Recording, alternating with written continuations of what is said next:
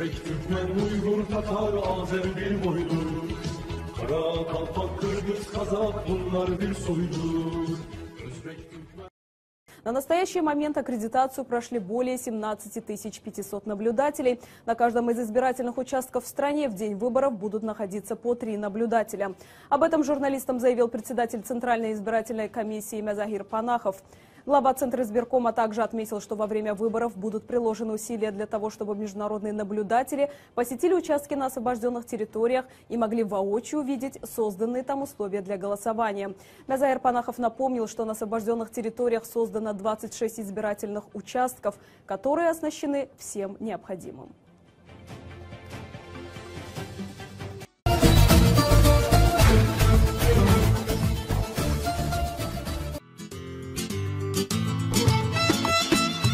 Уважаемые телезрители, как вам уже известно, съемочная группа телепередачи «Мост дружбы», побывав в разных странах, освещает материалы об образе жизни, быте, культуре, достопримечательностях разных стран и народов.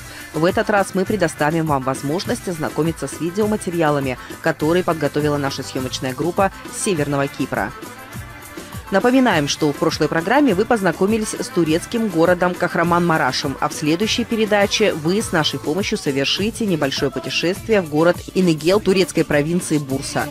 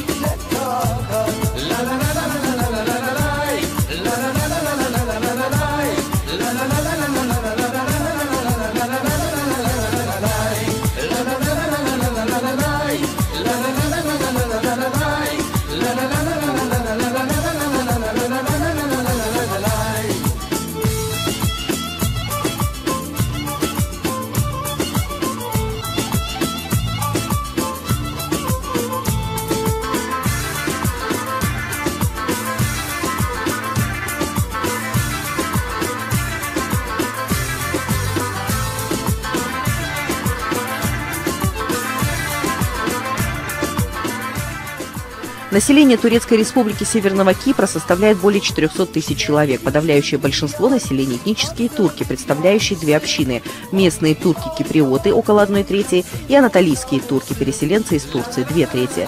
Столица – Левкоша, главный город Мафагуста, Гази-Магоса, Кирения, Гирне, Гюзельюрт, Морфу. Каждый город имеет сразу два названия – греческое и турецкое.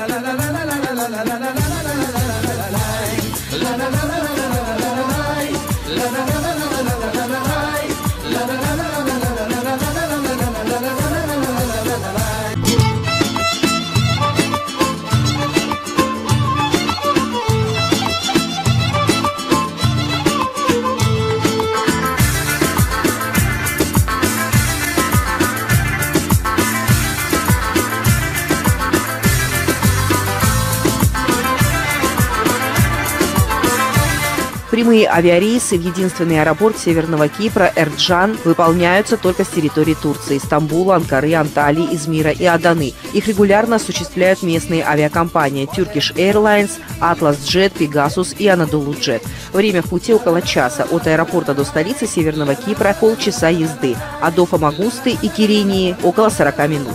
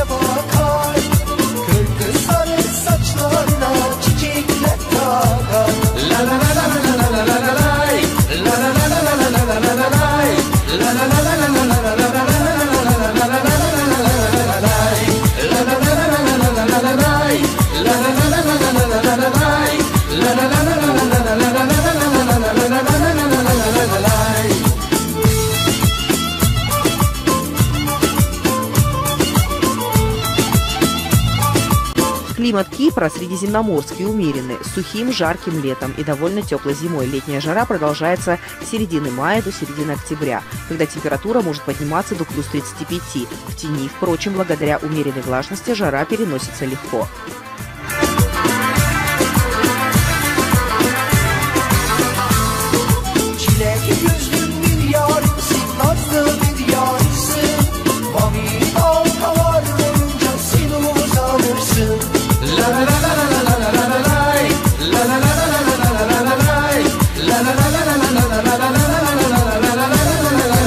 В экономике Турецкой Республики Северного Кипра доминирует сфера услуг.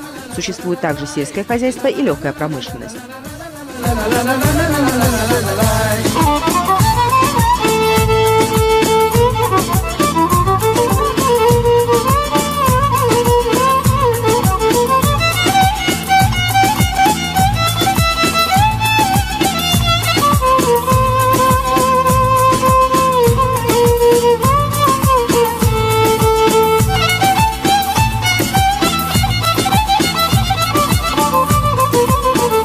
Одной из основных ниш бизнеса является сфера образования. На Северном Кипре есть 6 частных университетов, большое количество колледжей и школ, таких как English School of Kyrenia. Также развита сфера строительства недвижимости. Другим столпом экономики Турецкой Республики Северный Кипр можно назвать частный сектор медицинского обслуживания.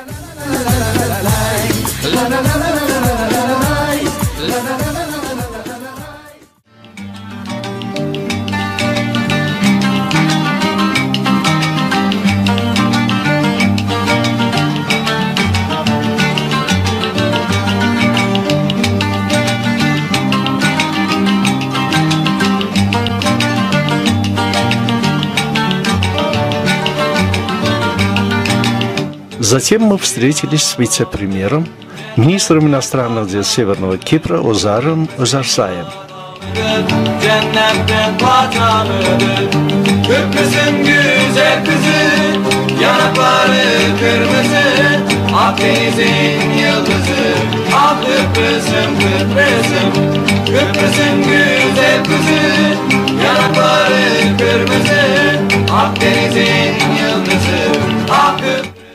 Самое замечательное время на острове – это бесспорно весна. Комфортный мягкий климат, теплое, но еще не палящее солнце, ласковый ветерок и ясное небо.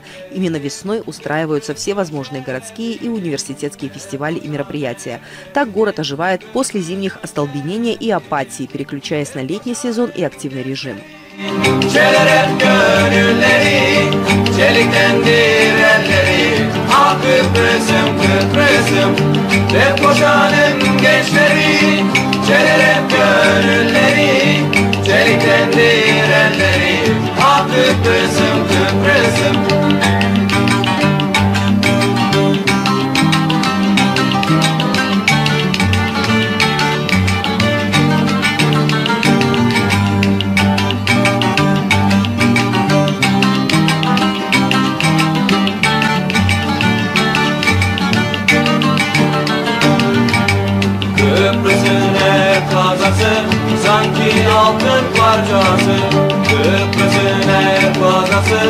sanki altın parçası. Malsahi hisarları, Yeşilirne dağları, bakın güzel bağları.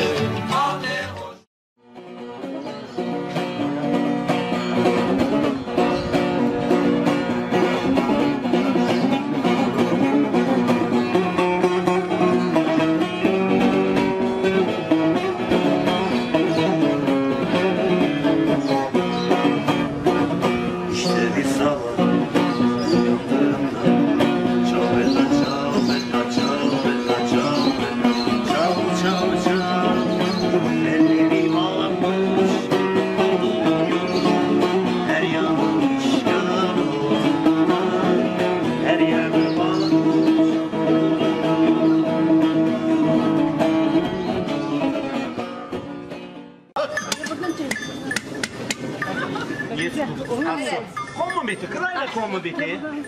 Wir kommen alles gut? Ja. Super. Ja, bitte, nimm. Ay, Reflex super. Ay. Hallo? Wir kommen alles gut? Super. Hadi, langsam. Achso. Ein Minute, Serviet, kein Problem. Gebete Tambo. Wie heißt du? Luna. Luna, Pinocchio, alles gut? Luna. Nimm. Ui. Achso. Ja. Schokolade. Schokolade, kein Problem. Schokolade, kein Problem.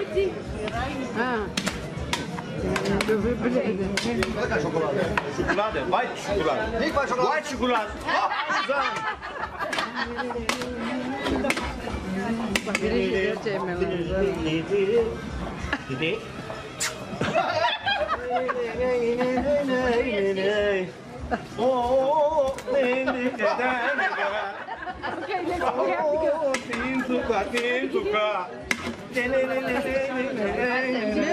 Şu anda bekliyorlar. Gel. Природа на севере острова поистине близка к райской. В сценарий идеального выходного дня гармонично впишется хайкинг. Киренийские горы, растянутые на десятки километров, достаточно внушительны и высоки, но ровно настолько, чтобы запросто покориться активному человеку.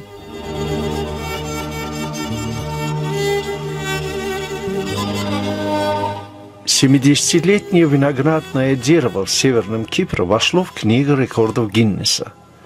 Занимая площадь 224 квадратных метра, дерево дает 3 тонны винограда в год. Дерево посажено на пляже Ешелырмак Северного Кипра.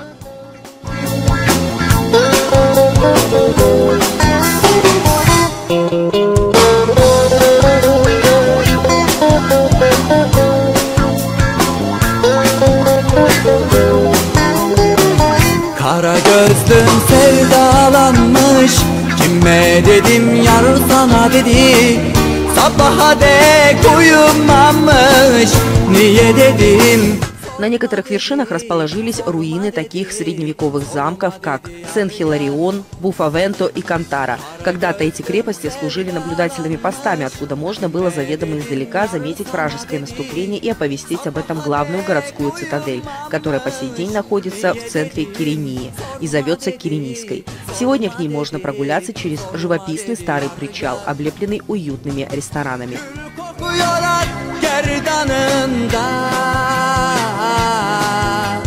Yine beni görmüş kız rüyasında. Gül kokuyor ak gerdanında. Yine beni görmüş kız rüyasında. İki kolun arasında ölem dedim, dur yapma dedi, yapma dedi, yapma dedi yar yar, yapma dedi yar yar.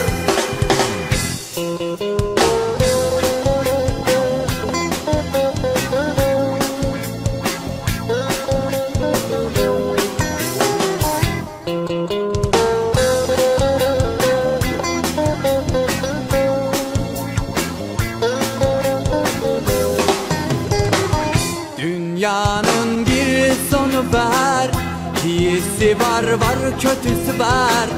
Kara gözlüm ölesim var, inadına lan. Yaşa dedi, yaşa dedi, yaşa dedi yar yar. Dünyanın bir sonu var, iyisi var, var kötüsü var. Kara gözlüm ölesim var, inadına lan. Yaşa dedi, yaşa dedi, yaşa dedi yar yar.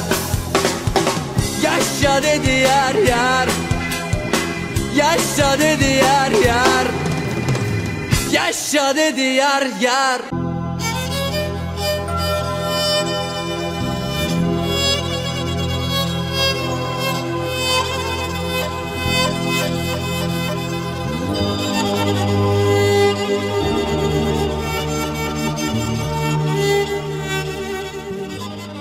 Мечеть Лала Мустафа Паша построен в 1298-1312 годах во время правления династии Ильгузиньянов и был главным католическим храмом региона.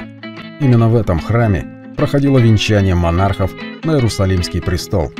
Прообразом собора стал знаменитый Римский собор во Франции. Во время осады войсками Османской империи в 1671 году собор был поврежден пушечным ядром и пристроили минарет, обратив собор в мечеть.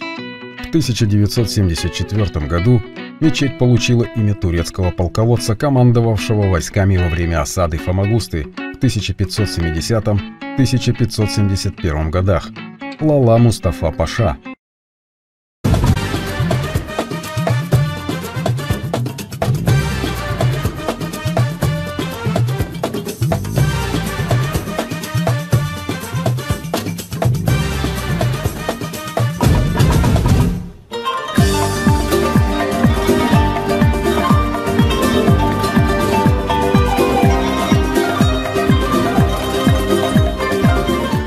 Рядом с храмом растет фиговое дерево, которое было посажено, если верить табличке, в 1299 году.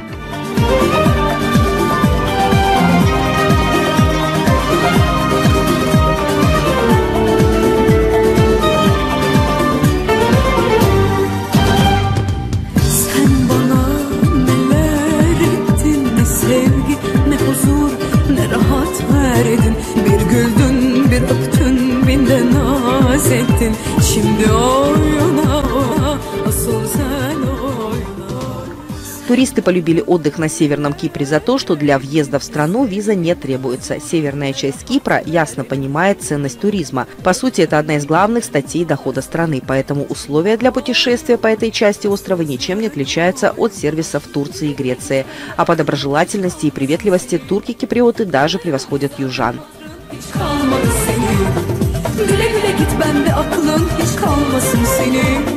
Yana yana git zaten hatırın hiç kalmadı senin.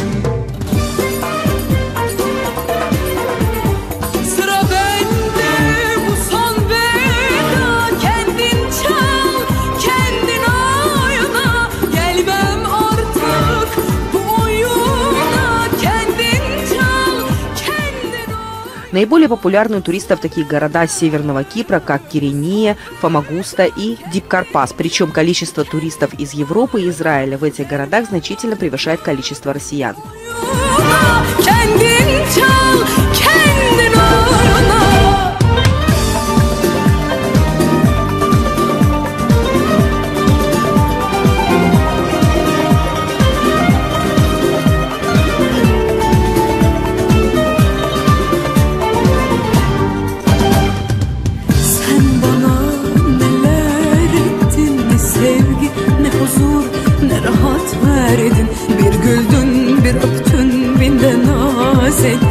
Şimdi oyna, asıl sen oyna. Sen bana neler. Во всех приморских городах имеются отели и гостиницы любого уровня. Здесь же можно взять на прокат машину, на которой всю страну с запада на восток можно проехать за полдня. Кроме того, хорошо развито автобусное сообщение и явно лучше, чем на юге острова.